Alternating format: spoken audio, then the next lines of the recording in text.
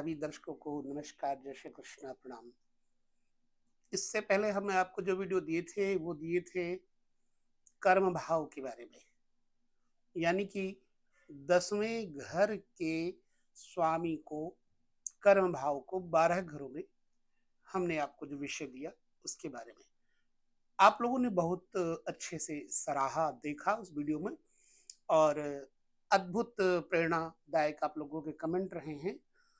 आज के इस वीडियो में हम जो अब आपके सामने ये वीडियो है आमदनी का, इसको अब आपने समझना है। हमारे जो दर्शक हैं, जो विद्यार्थी के रूप में हैं वो भी, और जो हमारे योग्य आदर्शवादी ज्योतिषीगण हैं वो भी कार्यक्रम को देखते हैं।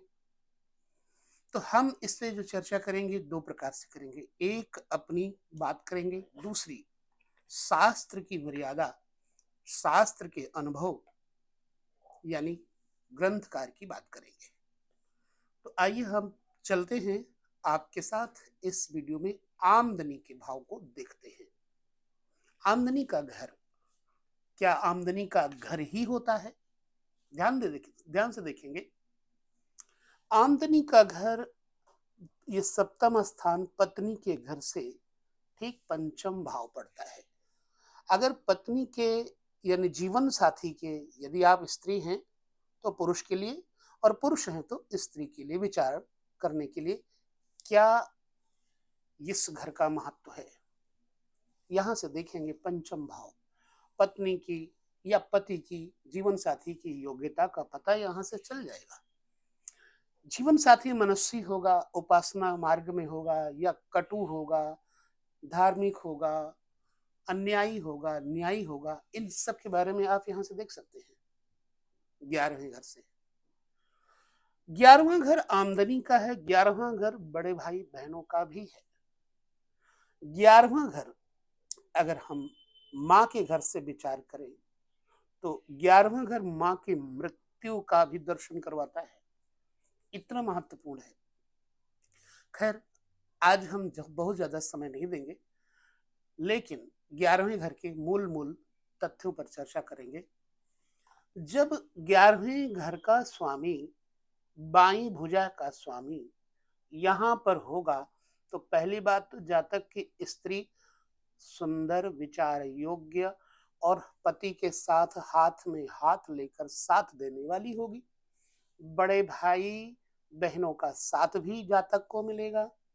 जातक के पास चूंकि आमदनी का मार्ग है, इसलिए जब यहाँ का स्वामी यहाँ बैठेगा, चूंकि यहाँ शुक्र है, हमने वैसे एग्जाम्पल के लिए रखा है, तो जातक के पास सुंदरता इत्यादि भी होंगी। जातक के पास धन संपत्ति, आमदनी का मार्ग भी होगा। और आमदनी का मार्ग 11वें घर से किस स्वभाव वाला ग्रह है, बड़े आराम से पता किया जा सकता है। जैसे यहाँ का एकादशेश शुक्र है, और यही शुक्र षष्ठेश भी है। षष्ठेश होने के कारण एकादशेश का प्रतिफल क्या होगा? जातक को व्हाइट कर्म, जैसे खान पान से संबंधित कर्म से फायदा होगा, सुगंधित द्रव्यों से होगा, रत्नों से होगा, सूत के काम से होगा, कपड़े से होगा, और शुक्र से संबंधित, क्योंकि यहाँ का स्वामी शुक्र है, शुक्र से संबंधित व्यवसाय होगा। लेकिन शुक्र को देखते कौन है, यहाँ वह भी जरूर विचार कर लेना। अब हमने अपनी बात कह दी। अब जातक के लिए लग्नगत जो हमारे मूल जो ग्रंथकार हैं उनका क्या कहना है, जरा वो भी हम देख लेते। लग्नगत होने से जातक की आयु कम होती है, क्योंकि क्षति का स्थान है, इसलिए इन्होंने कहा।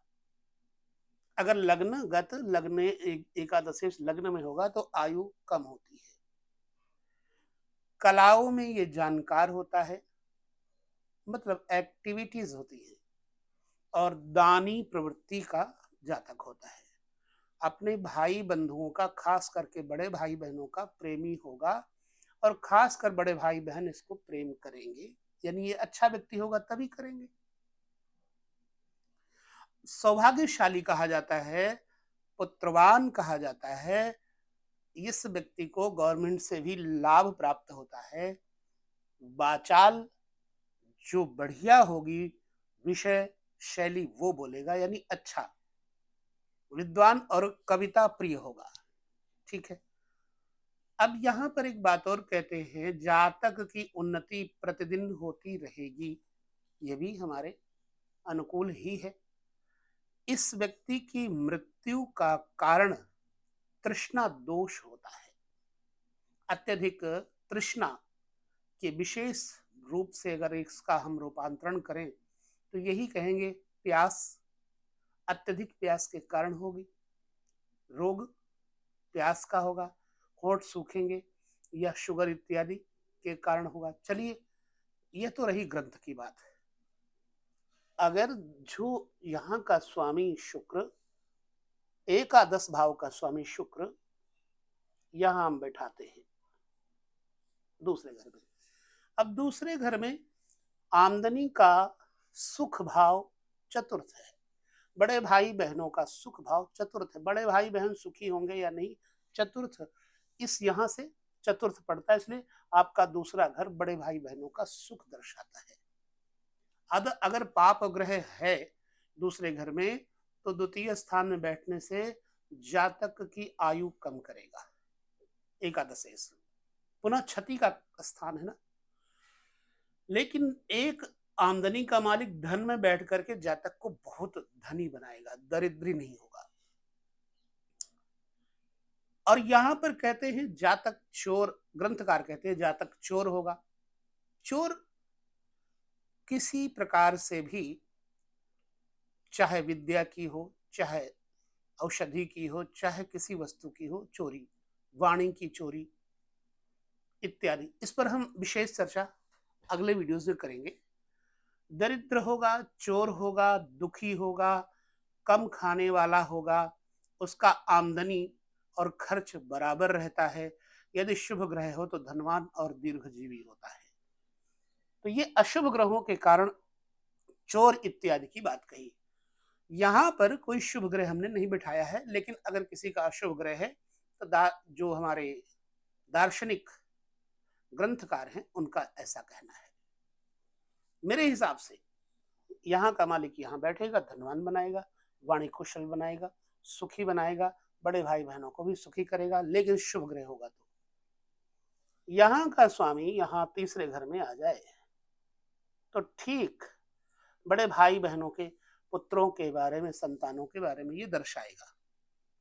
अगर शुभ ग्रह होगा तो बड़े भाई बहनों के घर में अच्छे पुत्र संतानें होंगी। यदि अशुभ ग्रह होगा तो जातक के बड़े भाई बहनों को संतान का सुख यहाँ से नहीं होगा। हम इसको मिटा देते हैं, नहीं आपको डिस्टर्ब होगा कई जगह पर देखने से। ठीक। जातक का बल पराक्रम, अपना धन पुरुषार्थ, अपने बल पराक्रम से धन पैसा रुपया जातक कमाएगा, आमदनी के लिए हर प्रयास करेगा और अपनी कमाई का अंश अपने भाई बहनों पर, अपने मित्रों पर अच्छे से लगाएगा। ये मेरा विचार है। ग्रंथकार कहते हैं शुभ ग्रह होकर तृतीय स्थान गत में हो तो जातक भाई बंधु आदि का पालन करता होता है।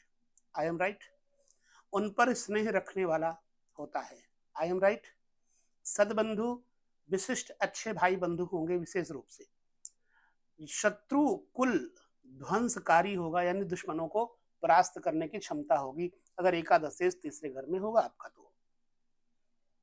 एवं तीर्थ अभिलाषा रखता है, सभी कार्य कुशलता पूर्वक करता है, लेकिन इस व्यक्ति को शूल रोग होता है, पेट शूल, दर्द इत्यादि।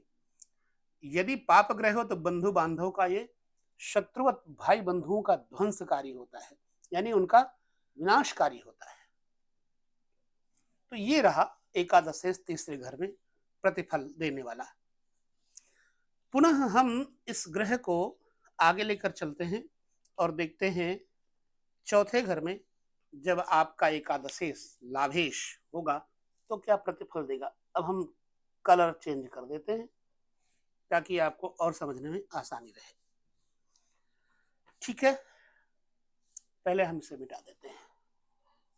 आमदनी के ठीक छठे घर में शुक्र चला गया, भाई बंधुओं के, बहनों के जो बड़े होंगे उनके शत्रुओं का पता इस घर से लगता है। शत्रु कैसे होंगे, यहां पर मां का भी विचार किया जाता है। मां के लिए एकादशेश, मां के माध्यम से इस व्यक्ति को आमदनी होगी, गाड़ी, मोटर, वाहन आदि के माध्यम से इस व्यक्ति को लाभ होगा। जलीय पदार्थों से आवागमन से इस व्यक्ति को लाभ होगा।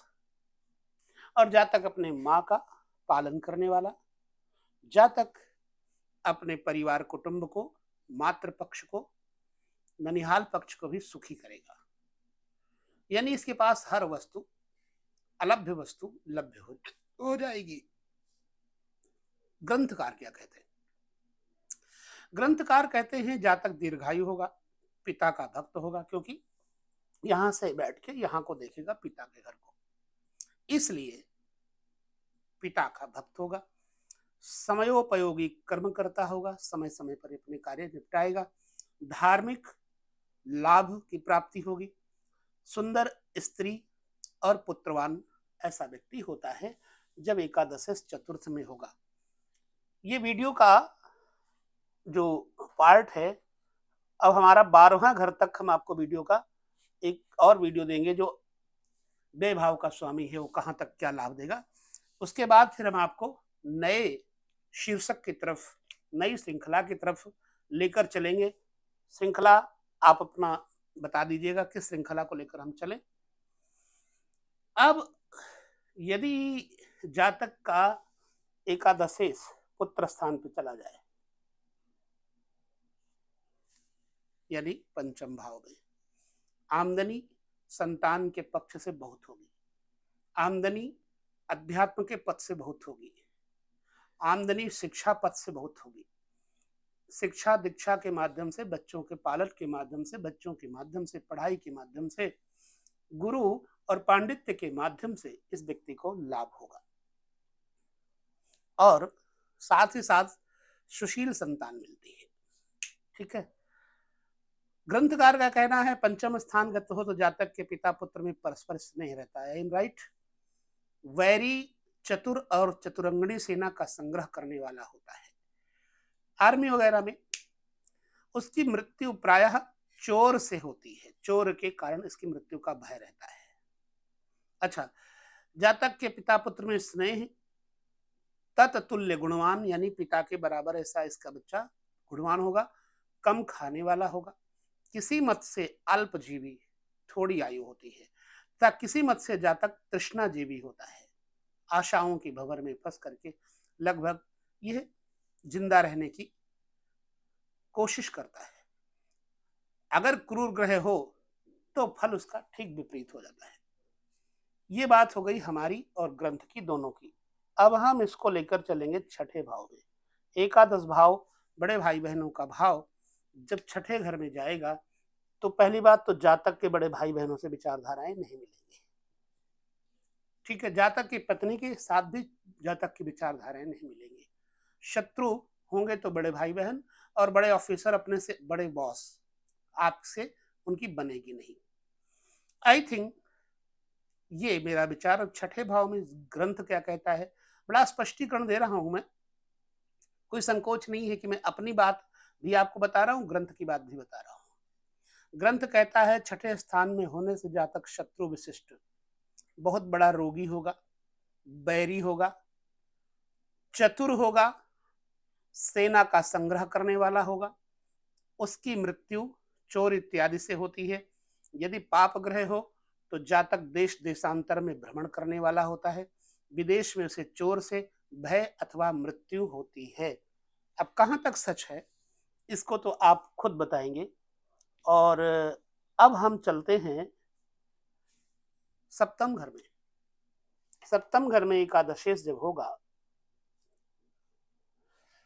तो जातक की आमदनी का कारण स्त्रियां होंगी, व्यापार होगा, पार्टनरशिप होगा, जातक की पत्नी सुंदर होगी, जातक की पत्नी के माध्यम से जातक को बड़ा सहयोग प्राप्त होगा।